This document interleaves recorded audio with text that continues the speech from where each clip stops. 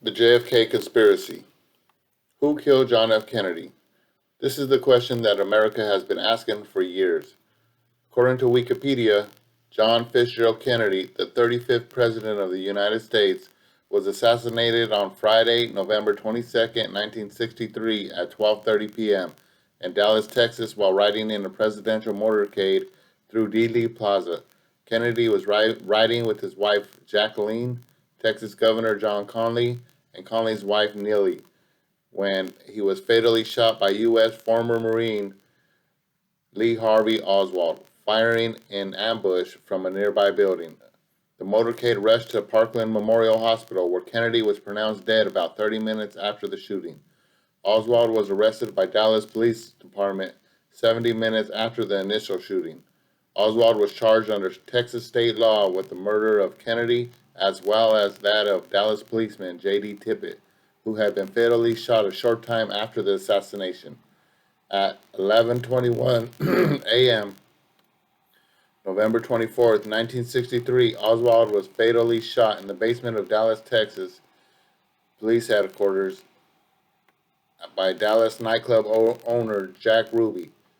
After a 10-month investigation, the Warren Commission concluded that Oswald assassinated Kennedy, that Oswald had acted entirely alone, and that Ruby had acted entirely alone in killing Oswald. This is the story that the American government has been feeding the American people for over 50 years. They have been teaching this lie in school for over half a century, and the truth finally needs to be told. Today I will be discussing and giving you, the American people, some facts about the events that happened before the assassination that might be the reason for the assassination of JFK. Then I will be giving you information on the many so-called conspiracy theories about who could be responsible for the assassination. Finally, I will give you my theory on who killed JFK and why I think that it was more than one man that killed JFK. Why would anybody want to kill the American president? First, let me begin with information about the events that happened before before the horrible assassination of JFK. The first event that comes to mind is the Bay of Pigs. According to the website AmericanHistorama.org, the Bay of Pigs invasion occurred on April 17, 1961, when 1,400 CIA-backed Cuban exiles launched a botched invasion at a beach on the south coast of Cuba called the Bay of Pigs. The Bay of Pigs invasion was a disaster.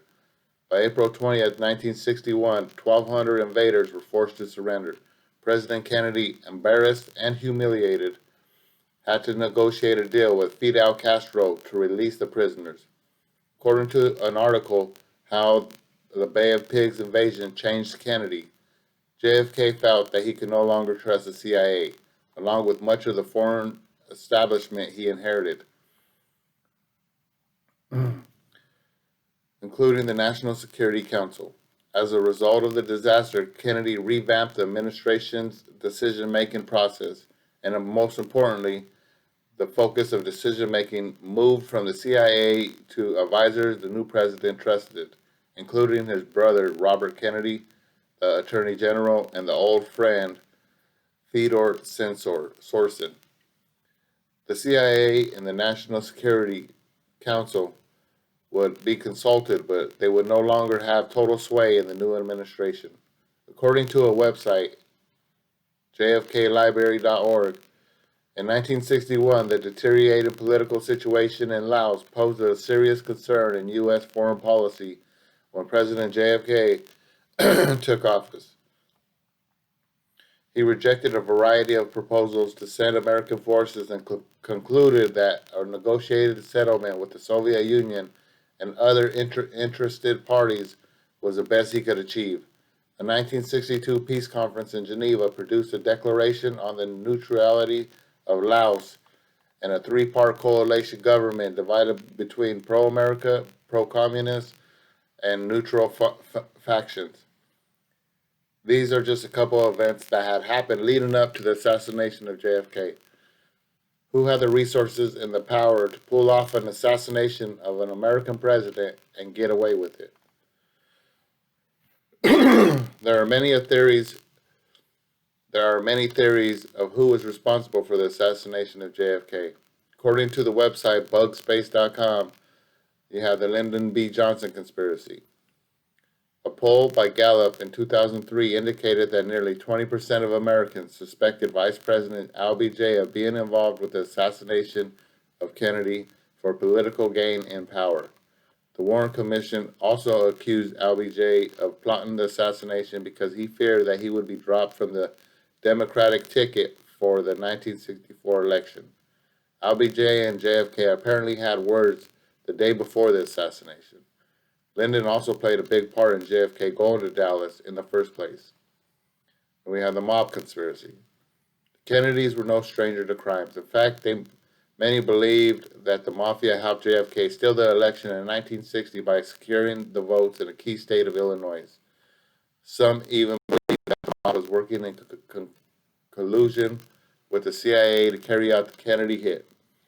In a 2003 interview with James Files told his story of the Kennedy assassination. In the spring of 1963, James was approached by Nicoletti, who told him they were going on a drive. On this drive, Nicoletti told James of the plan to assassinate President Kennedy.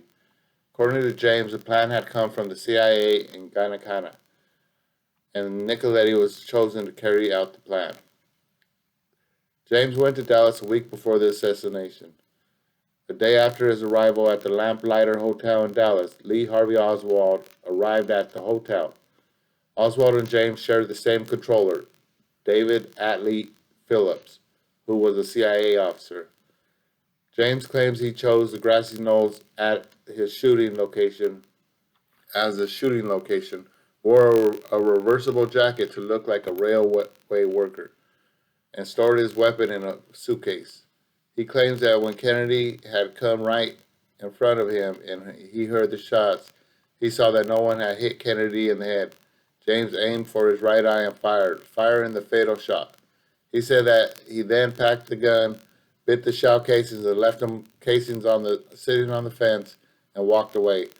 He further claimed Oswald did not fire at the president or Officer Tippit. However, he never said who killed Tippit. JFK's father had worked with the Sam Guanacana in the bootlegging industry during the Prohibition. Sam Guanacana. Sam was supposed to testify about his role in the CIA assassination plot in 1975 when he himself was assassinated. And we had the Russian conspiracy. Obviously, there was tension between two nations with the Cold War. Oswald had tried to defect the Soviet Union before. Some theorized that Oswald could have been acting as a KGB agent. The CIA conspiracy. Allen Dulles, the former head of the CIA, was on the Warren Commission, and the CIA withheld information from the Warren Commission. Some feel that JFK might have found out that the CIA had a plot to assassinate Fidel Castro. The CIA felt Kennedy might have a different agenda or even disband them, so they plotted to assassinate him. Another possible CIA motive was that after the failed Bay of Pigs invasion in Cuba, CIA underwent personal changes at the hand of Kennedy, which may have upset them. The Cuban government conspiracy. Some intrigued scholars keep on asserting that Fidel Castro requested the death of Kennedy in reprisal for the CIA's past endeavors to kill him. These are just some of the theories that had happened and who might have overseen the assassination. There are many more theories out there, but these are some of the most popular theories. What would America be like today if JFK was not assassinated on that sad day of November 22nd, 1963? I think the best way to break down who killed JFK is in the movie JFK. This movie shows all the different ways on who could have killed JFK and who had the direct power to cover it up. According to the movie JFK, Jim Garrison, District Attorney of New Orleans Parish, Louisiana, held a trial against Clay Shaw. Garrison believed that right-wing activists Guy Banner, Shaw, and David Ferrie worked with the CIA to kill the president. It was also rumored that Kennedy wanted to dismantle the CIA for the Bay of Pigs incident in Cuba, giving a speech on April 21st, 1961, saying he wanted to splinter the CIA into 1,000 pieces and scatter it into the wind. During the trial of Shaw, Garrison was able to make a strong point in his magic bullet theory. Garrison took note of how the Warren Report claimed that, that one of the three bullets fired missed. The last bullet fired clearly hit Kennedy directly in the head, as seen on the famous Zapruder film. I believe that the Warren Report is incorrect in saying that Oswald acted alone in the shooting.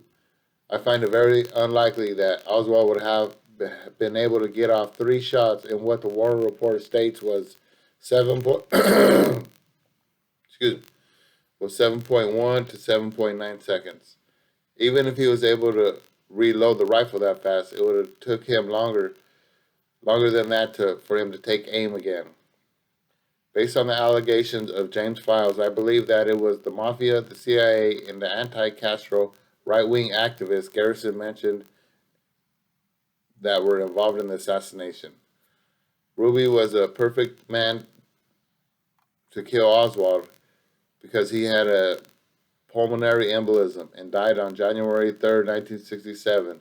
So he already knew he wouldn't spend the rest of his life in jail. He would die, according to his biography, Jack Ruby. I strongly believe that James Files and Charles Nicoletti were asked by the CIA to assassinate the president. James Files was currently serving a 30-year jail sentence for attempted murder of an officer at the time of the interview, so I don't think he had anything to lie about. I believe that Shaw, Bannister, and Ferrie's job was to provide the weapons and find someone to frame, and they chose Lee Harvey Oswald, who was a perfect man to frame. Lee Harvey Oswald, he was involved with the Soviet Union and Cuba, the United States' main enemies at the time. Oswald had also tried to Major General Edwin A. Walker, so it would be easy to believe that he was capable of murdering the president. Files was standing on the fence of the grassy knoll, and Nicoletti was in the Dowtex building. When Nicoletti was not able to get the shot off, Files took the fatal headshot. Oswald was caught and repeatedly claimed he was framed, and the Mafia had Jack Ruby kill Oswald. The CIA would be forced to cover it up, because even though the Mafia carried out the assassination, the CIA formed the original plan. If they were to further investigate and prosecute the Mafia members that committed the murder, that the origin of the attack would easily be tracked back to the CIA. Bannister was already dead.